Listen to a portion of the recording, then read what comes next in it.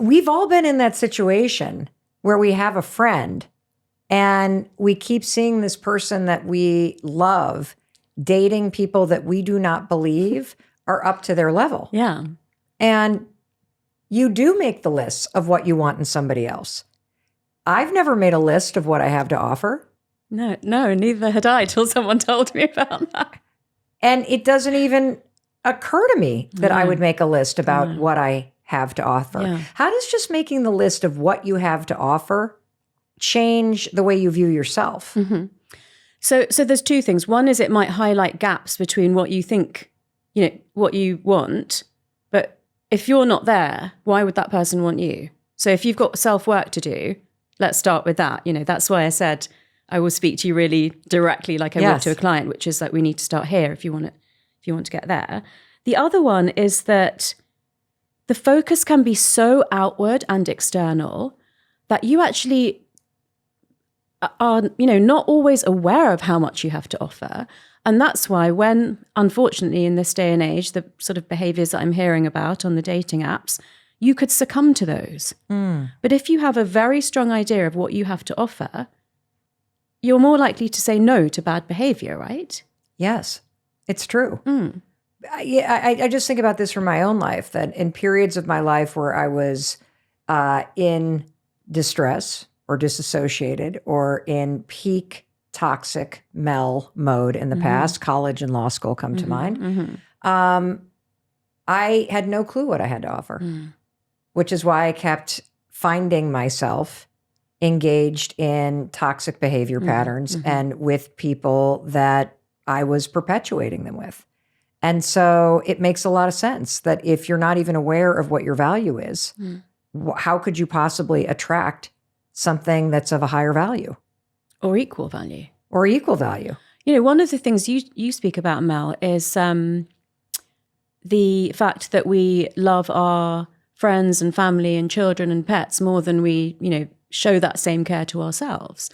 And so, if a habit that you have with your partner is writing them a little post-it note of 10 things I love about you, well, obviously, if you're in partnership and they're doing that back to you, that's great. But if you're single, write down 10 things that you love about yourself, or say to a friend, I'm going to send you a list of 10 things I love about you. Could you please send me a list so I can see how I'm viewed, by another person that I know cares for me? So obviously there are affirmations, but you can also bring your tribe into, saying, don't forget, this is what you have to offer. This is how lucky someone's going to be to get you. And I don't think we do that enough either. I'm just having to think about this because it's kind of sad that we don't do this. And how common is it that you're working with somebody in your practice and you ask them to make the list of 10 things and they can't do it? I feel like we all have some kind of like angel inside us. And if you start, you'll be surprised that things will come out. And that is such a good feeling. And they can be really tiny things. And they can be physical attributes, or they can be like your kindness and your creativity, but they can also be like your vulnerability, or, the fact that you maybe like didn't used to be good at asking for help, but that's something that you've learned to do. There's so many things it can be.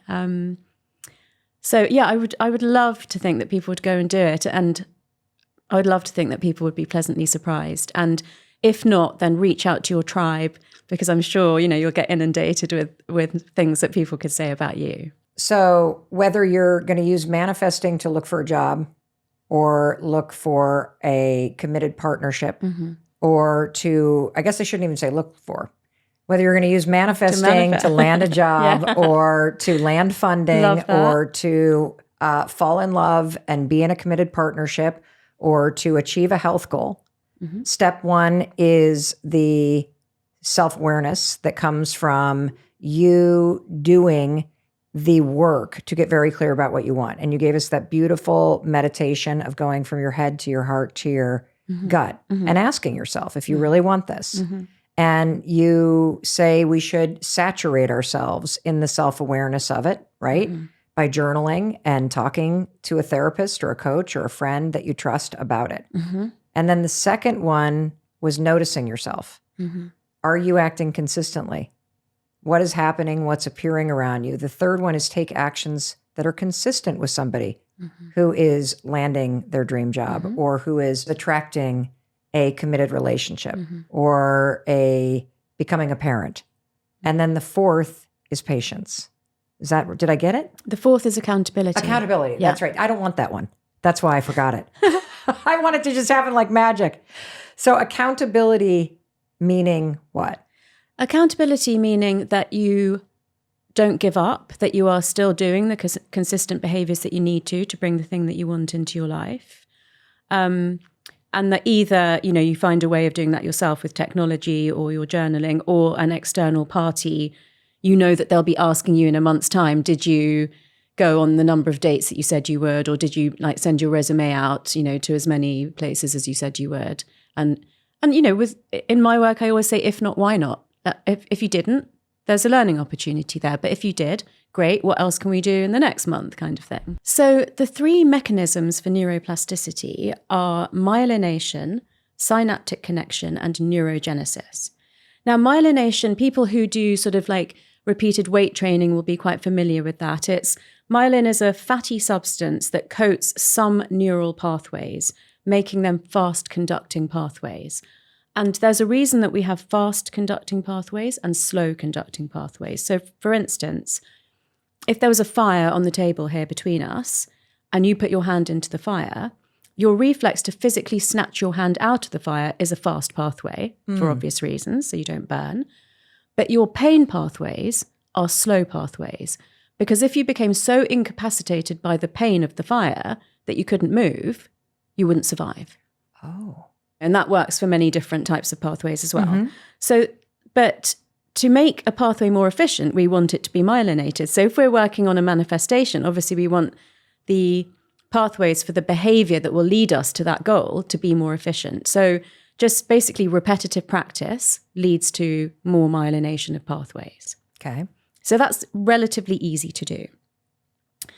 The middle one in terms of difficulty is synaptic connection. So that's where neurons that we already have in our brain, but that aren't necessarily connected to each other.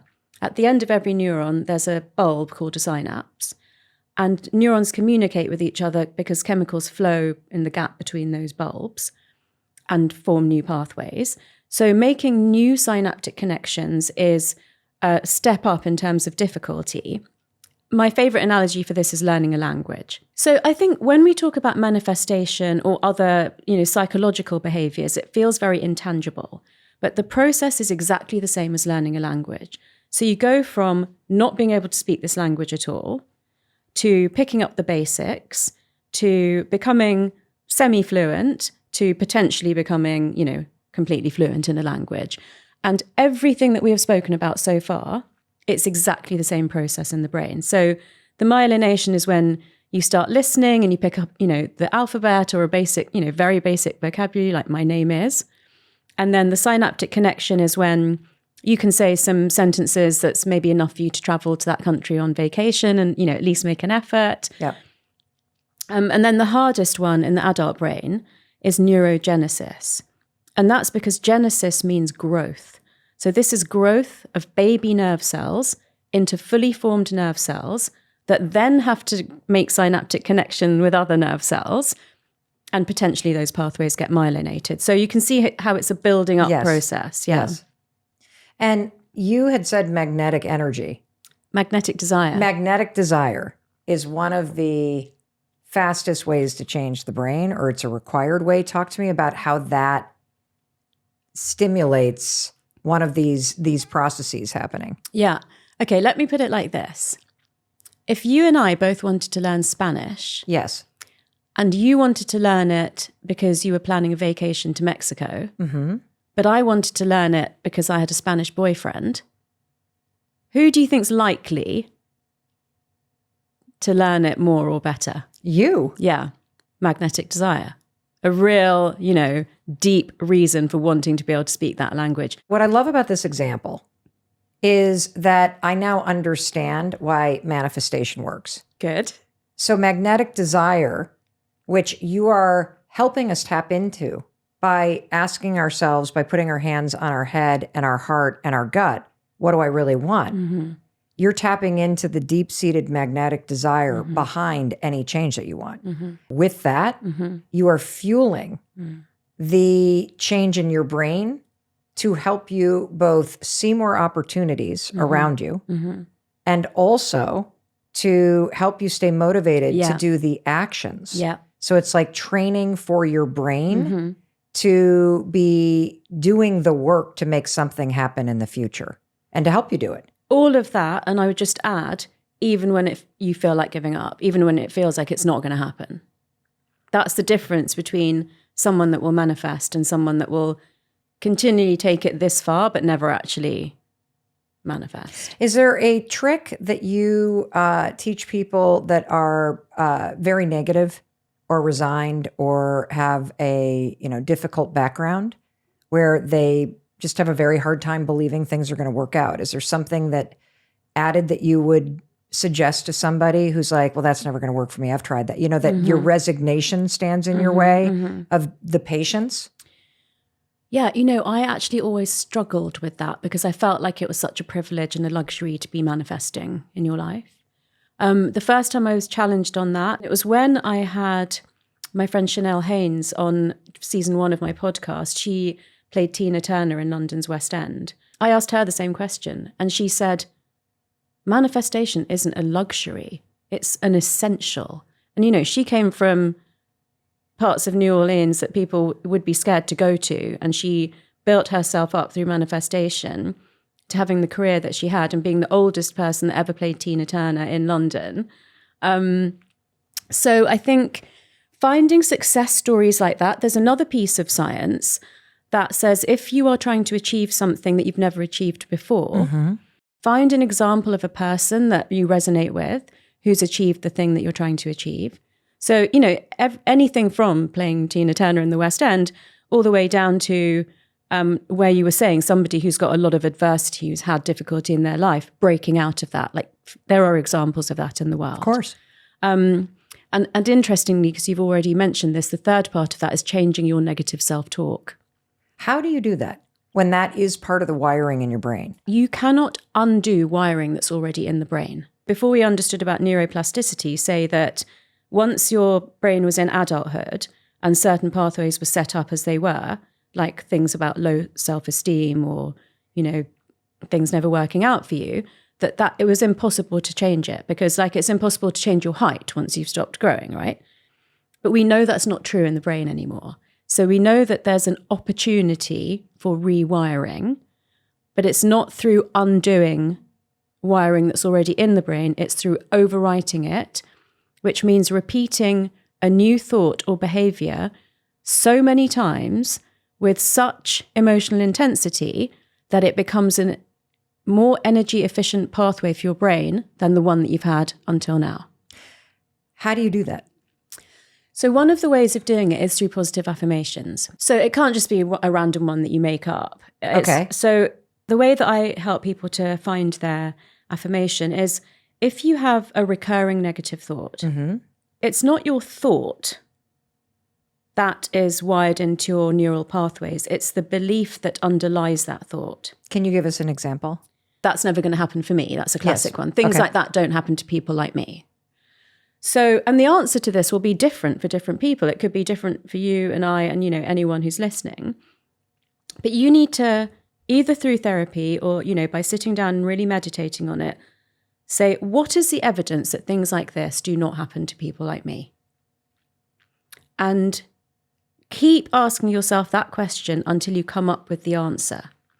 And if the answer is because I'm a woman, or because I come from a lower socioeconomic background, or because I'm a person of colour, or because it's never happened to anyone in my family before. Let's say going to college. No one in my family has ever been to college before. So what are the chances that I'm going to go? So once you've understood that it's because it's never happened to anyone in my family, then what you need to do is create a mantra or an affirmation that says, I could be the first. that's just one that came into my mind, but into my heart, actually, I really felt it there. But, it'll be very different for different people. That emotional intensity is important. And that's why I can't give the answer to you, because it has to be your answer. When you said could, I deeply felt that because for me, it allowed the possibility that it might not. But there was something about the possibility of I could be the first to that opens the door to then wanting to try. Or trying, yeah. Yes. Wanting to try and then trying. Yeah. And then if you keep saying something that has that magnetic desire, that's how you start to what did you call it? Reprogram? Rewire, or just, overwrite. Overwrite. The wiring, yeah. I love this affirmation. I could be the first, because it makes me believe that it's possible, because of course it's possible.